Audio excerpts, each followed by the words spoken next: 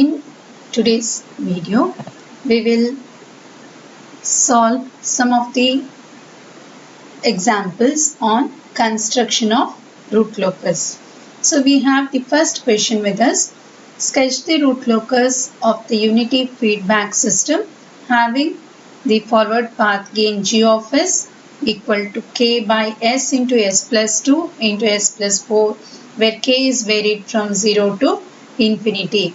Therein, we need to obtain the value of k for which the system is unstable.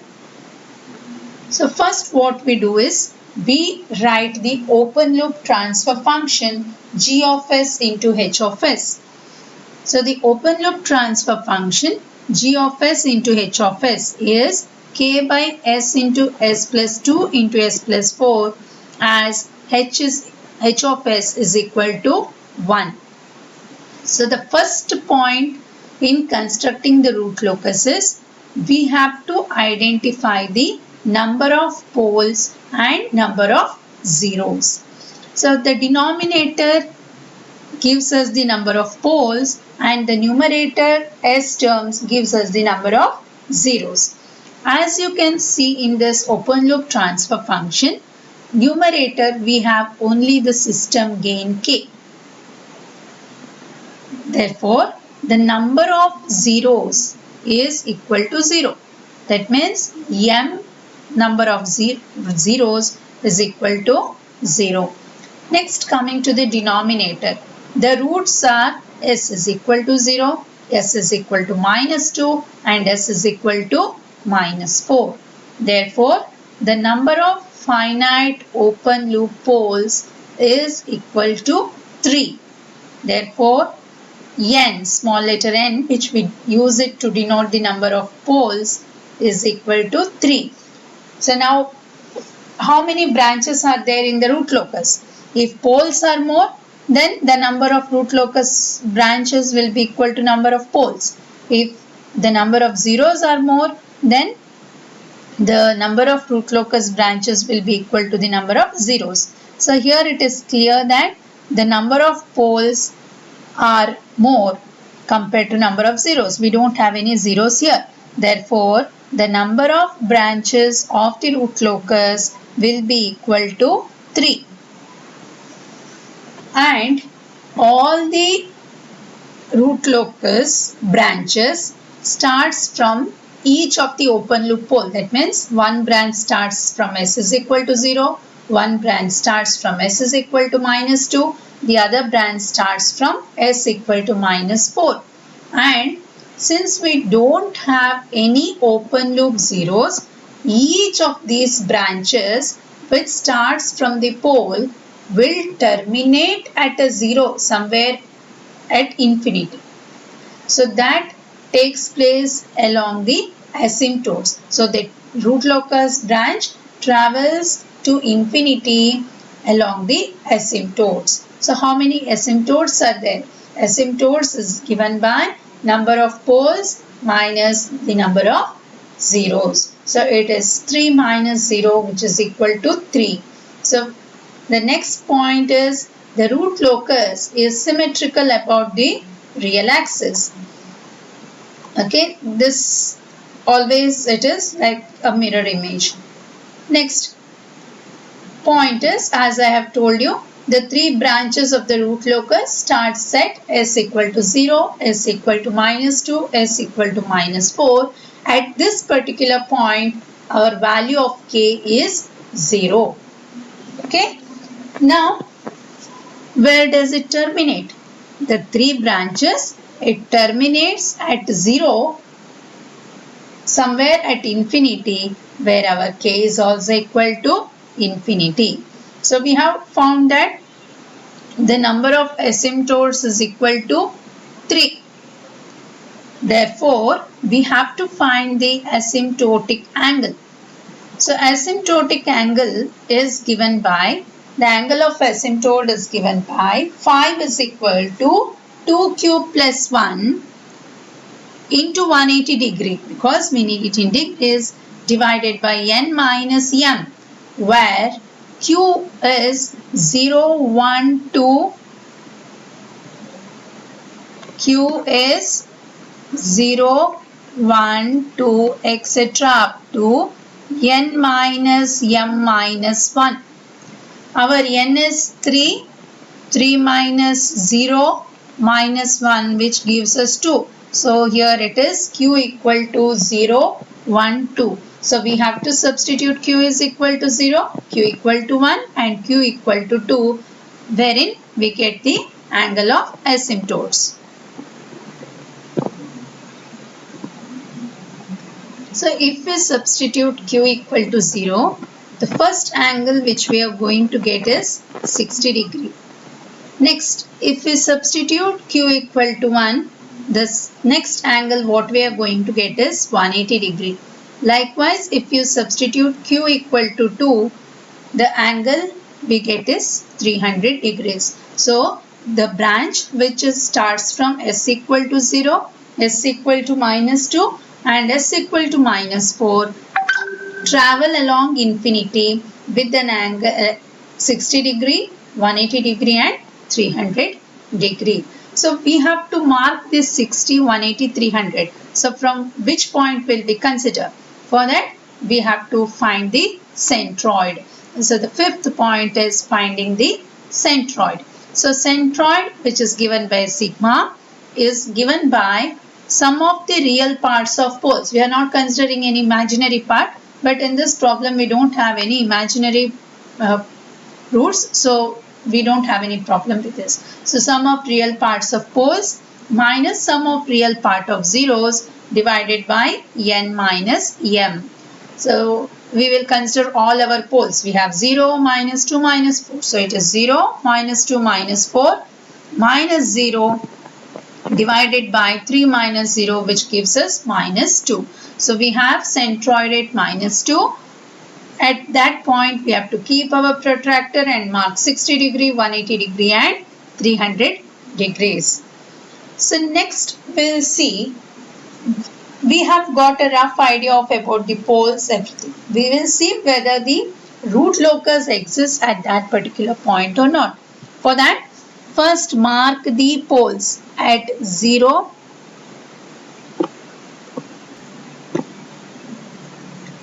so we have to first mark the real axis, imaginary axis as shown in this diagram.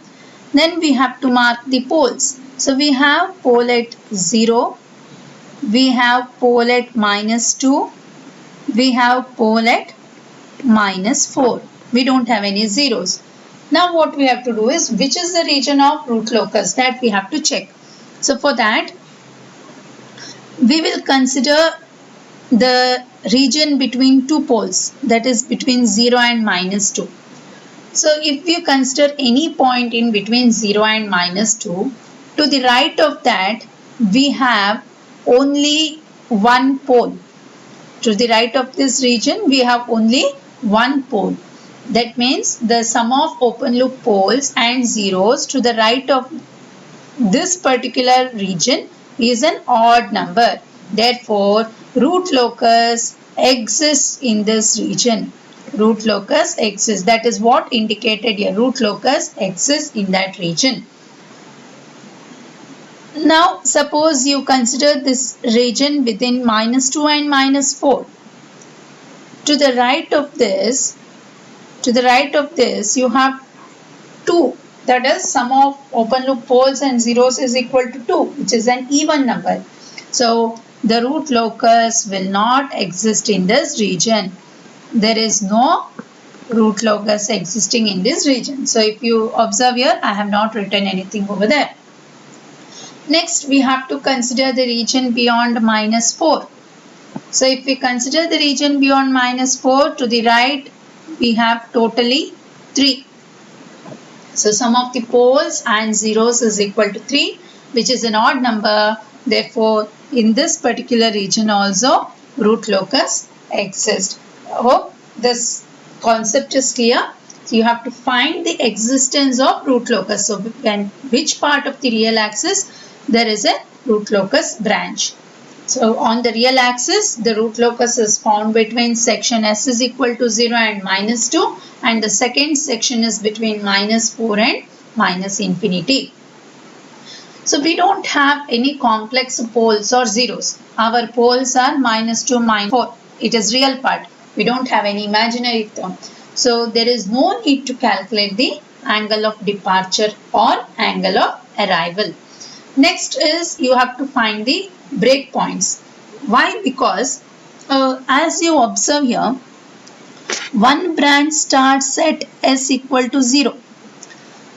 Other branch starts from S is equal to minus 2. That means the branches are moving like this. Okay, one starts from 0, other starts from minus 2. Somewhere it will break. So we have to find the breakpoints. So the next point is to find the breakpoints. So to find the breakpoints, we have to differentiate k with respect to s and equate it to 0. So dk by ds, we have to make it equal to 0. So for that, first write the characteristic equation, which is given by 1 plus g of s into h of s equal to 0. So 1 plus k by s into s plus 2 into s plus 4 equal to 0. I differentiated it, on which I got it as minus of 3s square plus 12s plus 8. That equating it to 0 and finding the roots. I have got s is equal to minus 3.15 and minus 0.85. So it is already seen that this is minus 2, this is minus 4. We have observed that the root locus section is between 0, minus 2 and beyond minus 4. So this minus 3.5 cannot be a part of a root locus. So it is not a breakpoint. But 0 to minus 2, we have minus 0.85. It is clear that this particular point is a part of root locus. So minus 0.85 is a valid breakpoint.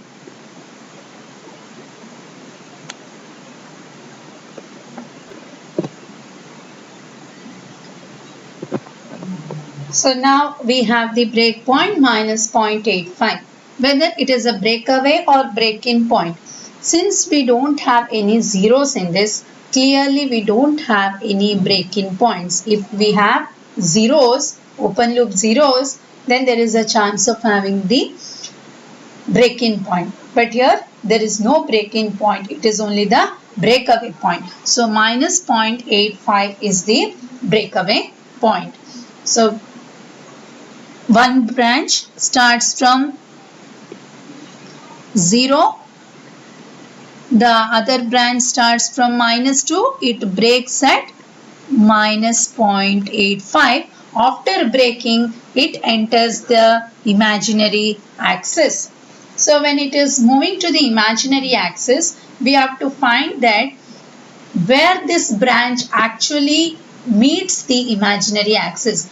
Where does this root locus branch intersect the imaginary axis? So to determine that, as well as to determine the value of k for stability, we have to go for roots criteria.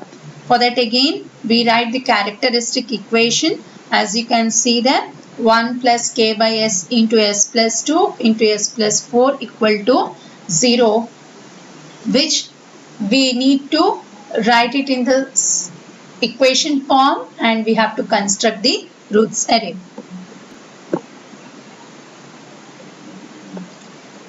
We get s cube plus 6s square plus 8s plus k equal to 0. We construct the root array. So for the first row is 1, 8. The second row is having 6 and k. So the third row we get it as 48 minus k by 6, and the last row is k. So for the system to be stable, we know that according to the roots criteria, the first column elements should be positive. So for that we should have this k also has to be positive. So k is greater than 0.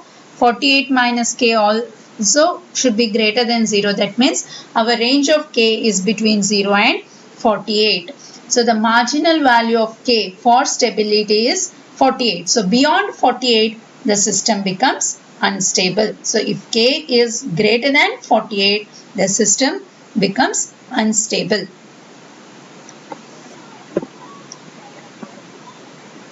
So to find the frequency of sustained oscillations, we will write the auxiliary equation which is just below this. So above this one, 6s square plus k, that is s square rho, 6s square plus k equal to 0. Substitute the value of k as 48, for which we get s is equal to plus or minus j 2.828.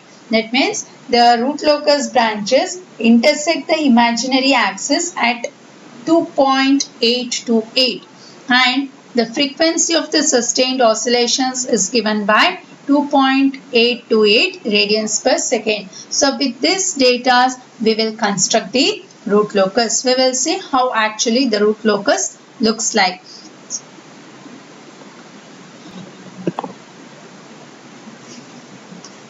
So here you can see the plot.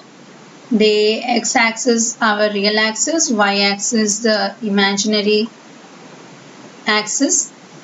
We have to put the scale. So we have to take s equal to 0 up to any values. Since our important points are poles at 0, -2, -4. So for clarity I have taken 0.5 difference both at the real axis and on the imaginary axis. So you have to mark a pole at 0, -2, -4 by putting a cross sign. If it is a 0 which you have, you will indicate it by 0. If it is a pole, indicate it by cross. This is for pole and this is for a 0. And after marking the pole at 0, -2 and -4, we have to mark the centroid. Our centroid is also at -2. So the centroid is at -2. For centroid you can just put a dot.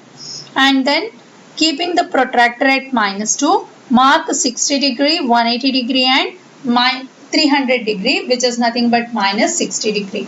So that is by dotted lines. Okay. Next is you have to mark the intersection of the imaginary axis at j 2.828. So from 0 start a branch and then at -0.85 let it break and it will travel along the imaginary axis at an angle plus 60 degree and intersect the imaginary axis at j 2.828, that is positive. At that particular point it is observed that k is 48 and then it will travel along infinity whereas k tends to infinity. The second branch start at -2, let it travel along -0.85. At -0.85 it breaks and then at an angle -60 degree it travels and intersects the imaginary axis at -j 2.828 where our k is again 48 and then it travels along k which is infinity. And our third branch starts at -4 where k equal to 0 and at an angle of 180 degree it travels where k tends to infinity. This is how we plot the root locus. We construct the root locus. So you can observe that beyond k equal to 48 it is entering the positive real axis. So it is clear that the system becomes unstable.